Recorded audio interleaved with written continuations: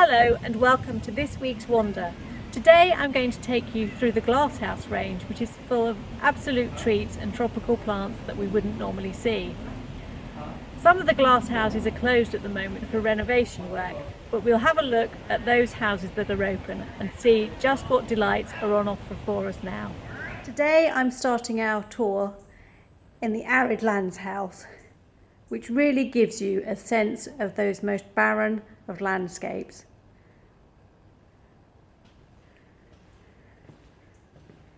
You can see these fantastic architectural and structural forms of many of the plants in this house. And we're going to start with one of the more obscure and rarest plants here in our collections, the Welwitschia mirabilis, which occurs in the deserts of Namibia and Angola, and has now been given a new home in its own dune here in this house.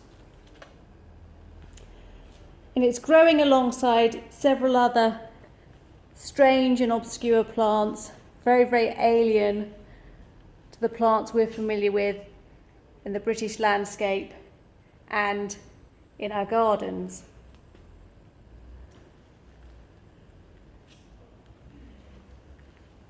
Including here this fantastic and aged Echinocactus grassunii, or the golden ball cactus, which comes from Mexico.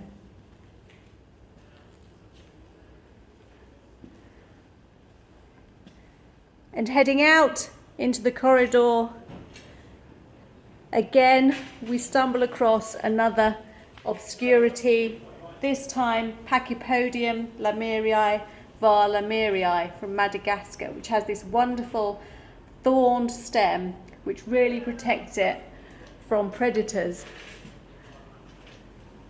But if you look into the top, you can see these wonderful flowers that are hidden away, so you really need, when venturing through the glass houses, to look in all directions. And as we head back down along the corridor, I really think this is one of the most alluring views in the whole garden. The stretch of the corridor along the length of the glass houses really does invite and entice you to explore further.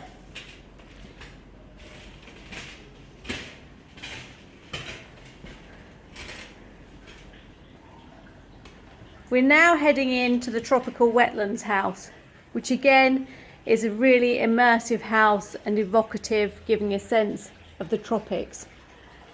And if we look overhead here, you can see the wonderful flowers of PASSIFLORA NIGRADENIA, but also up in the canopy here, these wonderful globular passion fruits that it's producing.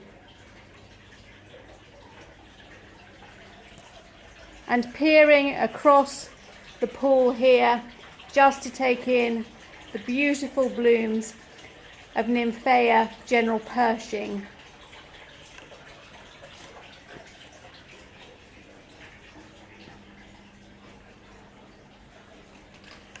And here, taking in some of our young Titan arums, Amorphophallus titanum, which have been left here just to give a sense of a tropical nursery and are just a small representation of our many, many plants of Titanarum that we managed to grow when we produced a flower and seed a couple of years ago.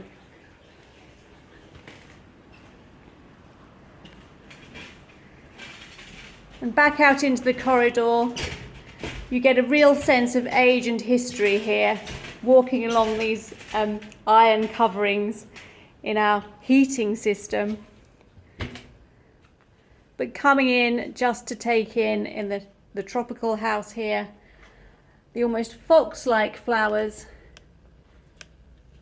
of SMITHIANTHA MULTIFLORA, and just passing beneath the last flowers for this season of Thunbergia mysorensis, which is absolutely divine and has been producing flower pretty much right through the year with us this year. And we're now going to pause and admire the wonderful waxy blooms of Zingiber spictabile, or the beehive ginger, which just looks completely unreal and unnatural of our familiar garden plants, but thriving here in the shelter of the glass houses. And also taking in the vibrant colours of Costus STENOPHYLLUS, which is from Central America. And here you can see not just these spectacular striking flowers, but also these wonderful stems which reach up to a couple of meters in height.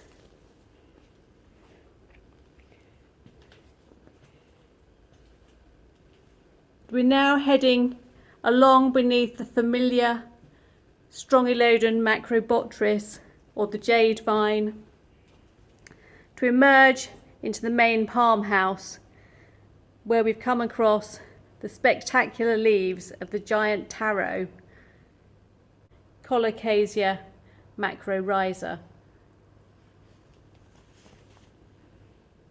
And beside it, you can see these delicate flowers just being produced on our star fruit, AVERRHOA carambola.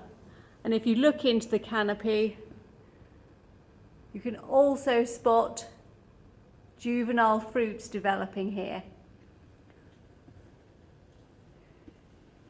And again, a very, very immersive feel in this house, which we try and keep humid and moist at all times, just to emulate that tropical paradise feel, but also to give the plants the conditions they really enjoy.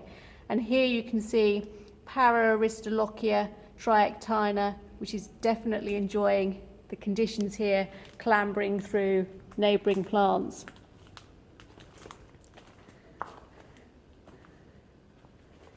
And another, perhaps slightly more frivolous plant here, or flower, almost jellyfish-like in appearance. This is Napoleana Vogellii.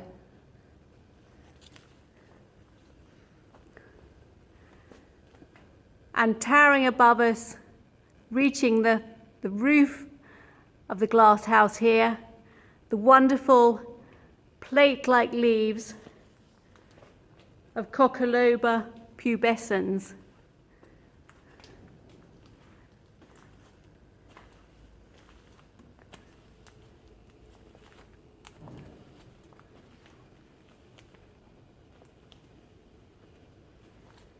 And at the centre of the palm house, thriving again in this particular climate and environment, SPATHIPHYLLUM COCHLEARISPATHUM, which has this beautiful, pure white, peace lily type flower.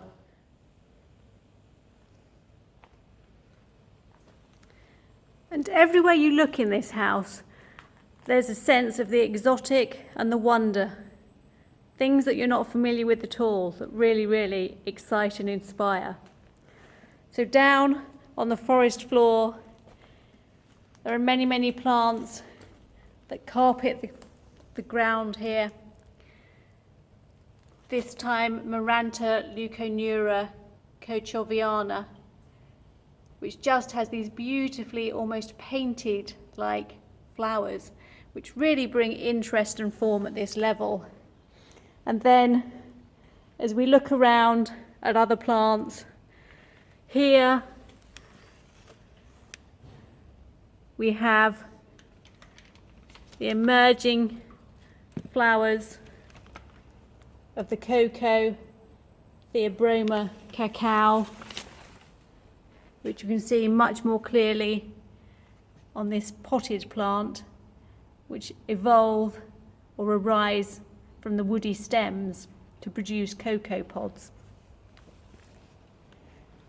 And as we wander around by the poolside, the beautiful blooms here of EUCHARIS amazonica, which is a relative of the daffodil. And here in a corner of the pool, hanging from a mangrove, RHIZOPHORA MANGLE, we have Tillandsia as neoides, this wonderful almost air plant, so Bromeliaceae relative. And heading around just to take in a view across the pool above Hymenocallis littoralis, just taking in the spectacle of the diversity and forms and shapes and colours and flowers here in the tropical houses in the Glasshouse Range. If you do venture to the Botanic Garden over the next few weeks, you may see that some of the glass houses are clothed in scaffolding, and this is for renovation work. So today we're only able to show you the houses that are open, and if you do happen to pay us a visit, you'll still be able to see and wander through the houses seen here today. We are going to take a break from the wellness wanders for a couple of weeks. If you are able to visit in person, we'd love to see you, but if not, please do tune in again for wellness wanders in mid-September.